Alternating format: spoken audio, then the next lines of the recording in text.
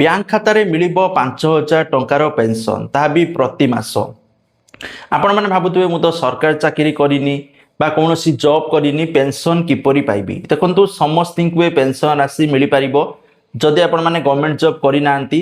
ଆପଣମାନେ ଶ୍ରମିକ ହୁଅନ୍ତୁ, ଚାଷୀ ହୁଅନ୍ତୁ ବା ଛୋଟ ମୋଟ ବ୍ୟବସାୟ କରି ଯଦି ଚଳୁଛନ୍ତି, ତାହେଲେ ଆପଣମାନଙ୍କୁ ପ୍ରତି ମାସ 5,000 ଟଙ୍କାର ପେନସନ୍ ମିଳିପାରିବ। ଯଦି ଆପଣଙ୍କର ବୟସ 18ରୁ 40 ବର୍ଷ ଭିତରେ ଅଛି, ତାହେଲେ ଆପଣମାନେ ଏହି ସ୍କିମ୍ରେ ଭାଗ ନେଇପାରିବେ ଆଉ 60 ବର୍ଷ ପରେ ପେନସନ୍ ପାଇପାରିବେ। ଏହି ସ୍କିମ୍ର ନାମ ରହୁଛି ଅଟଳ ପେନସନ୍ ଯୋଜନା। ଆପଣମାନେ ପୋଷ୍ଟ ଅଫିସ୍ ନହେଲେ ବ୍ୟାଙ୍କ ଯାଇକି ଅଟଳ ପେନସନ୍ ଯୋଜନାରେ ଖାତା ଖୋଲିପାରିବେ।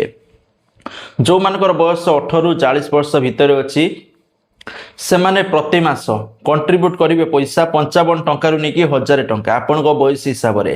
ଆଉ 60 ବର୍ଷ ପରେ ଆପଣଙ୍କୁ ମାସିକ ପେନସନ୍ ମିଳିବ। ଆପଣଙ୍କ ପରେ ଆପଣଙ୍କ ସ୍ତ୍ରୀ କି ପେନସନ୍ ମିଳିବ। ଆପଣଙ୍କ ସ୍ତ୍ରୀଙ୍କ ପରେ ଯାହାକୁ ଆପଣମାନେ ନୋମିନି ରଖିଥିବେ ତାହାକୁ ସବୁ ପଇସା ମିଳିବ, ଯାହାକି ଆପଣମାନେ ଡିପୋଜିଟ୍ କରିଥିବେ କିସ୍ତି କରିକି। ତେଣୁ ଆପଣଙ୍କ ପଇସା କୁଆଡ଼େ ଯିବନି। ଆପଣମାନେ ଇନଭେଷ୍ଟ କଲେ, ଆପଣ ପେନସନ୍ ପାଇଲେ। ଆପଣଙ୍କ ପରେ ଆପଣଙ୍କ ସ୍ତ୍ରୀ ପେନସନ୍ ପାଇବେ। ଆପଣଙ୍କ ସ୍ତ୍ରୀଙ୍କ ପରେ ଯାହାକି ନୋମିନି ଯାହାକୁ ରଖିଥିବେ, ନାତି କି ଯାହାକୁ ନୋମିନି ରଖିଥିବେ, ତାକୁ ସବୁ ପଇସା ମିଳିବ। ତେଣୁ ବହୁତ ବଢ଼ିଆ ସ୍କିମ୍ ଅଛି।